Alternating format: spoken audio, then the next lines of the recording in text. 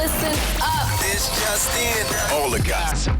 The Rumor Report. Gossip. With Angela Yee. It's the Rumor Report. The Breakfast Club. All right, well, Snoop Dogg was talking about one time, imagine this, turning down a $2 million offer to DJ, and not just to DJ, but to DJ at a Michael Jordan event. Here's what he had to say. One of the craziest deals I turned down, it was like $2 million to DJ for, I think it was a Michael Jordan event, and I turned it down. And I never met Michael Jordan. And You still never met Michael? And I want to meet him. Well, if you don't mind me asking, why would you turn that down? Because I was doing some shit I had to do when I had way more customers before I get to you. No, but I never met Michael Jordan. I want to meet him, and I want to meet him on a different, I don't want to meet him on no, I'm out there DJing. I want to meet him as a fan. The boss. Yeah, as a fan, as a boss. It's like, Mike, I love you since North Carolina. I'm a big fan of yours. I love what you do. You're one of the greatest to ever do it. That just lets me know how rich Snoop is. He's booked and busy. Right. Yeah, booked and busy. Imagine having so much to do. $2 million? That you could turn down $2 million. Yeah. And that's on Logan Paul's podcast, Impulsive, by the way. All right, now, Laverne Cox, congratulations to her. She has been honored as the first ever transgender Barbie.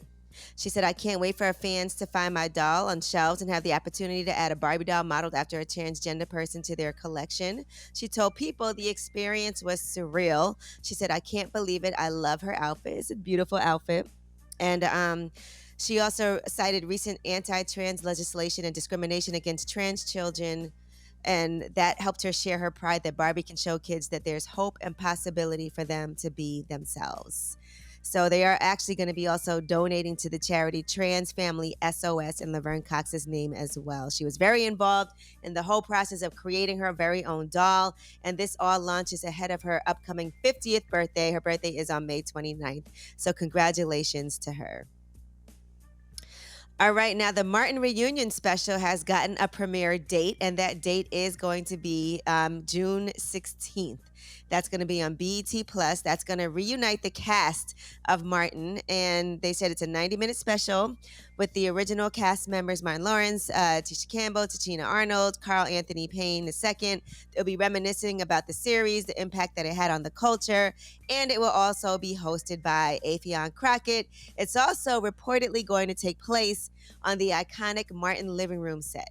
Oh, that's dope. So Martin and Tisha Campbell, they squashed out their beef then, right? Yeah, they're going to be there. Okay, cool, dope. They're going to be there. All right, now Brittney Griner's wife, Cherelle Griner, has broken her silence on Brittney Griner's detainment in Russia. She was speaking with Angela Ryan. Here's what she had to say. Is she being used as a political pawn? Yes. If it was LeBron or KD or Steph Curry, do you think that you would be sitting here today? Respectfully, and no shade to them when I say this, but the answer to that question would be no. I wonder, though. Wonder what? All right, if you're Russia and you have a LeBron or a Curry. You're going to hold them till you get the best deal. I'm going to hold them, too. Yeah, I ain't going to let them go. You're going to absolutely, positively hold them until you get the best Especially with, deal. You're going to get everything and everything, you want. yeah. 100%. I'm not letting them go at all. I'm going to keep them until I get them sanctions going. 100%. My negotiation skills are up, but I wouldn't let them go. But I think what they're saying in that conversation right there is that America would be negotiating already. You know what I mean? There would be a lot of different things on the table. There would be a lot more discussions happening. They would be actively trying to get them home. I agree. That's what they're saying. Mm-hmm. All right. Also on NBA Countdown, Cherelle Griner discussed wanting to have a conversation with Joe Biden as well. Have you spoken to the president? I have not. Not met with him? No. If you had the opportunity, Cherelle, today to say something to President Biden, what would you say? If he is a person that can get my person back, I would love to meet him. I have requested a meeting with him. And so I hope he accepts in the near future, to meet with me because I want my person back. I feel every second that BG's not here. Okay. I need a second. Okay, that's okay. Take your time. I wonder how involved a spouse is when something like that happens. What do you mean? Because I mean, I'm sure the country has to negotiate, right? But how involved are you? Do they tell you everything? Do they not tell you? I'm sure she's on the lawyer's ass every day. I'm sure she's on whoever she needs to be talking to's ass every day about getting Brittney. Because I was just wondering, like, how involved do they allow the spouse to be? Because at the end of the day, they want to keep everything quiet. They're trying to make a deal. I just wonder how involved she can be. Well, I know one thing. That'd be a great PR move for Biden right now. Approval ratings in the toilet. Absolutely. Midterms around the corner. You can't get any legislation done. You did some executive orders yesterday. That was a cool, PR move as well. But this would be something. That help bring her home. She also, I agree.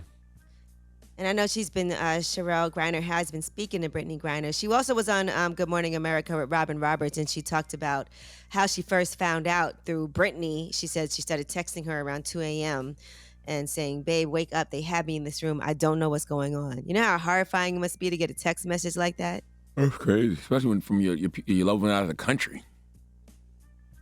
All right. Well, that is your rumor report. Yeah, because when you're out the country, no matter what country you're at, you feel like there's nothing you can do. You feel like there is no right. You got to play by their rules, and it's very, very scary. I was coming back from, where was I this week? In Africa, and my manager lost his passport.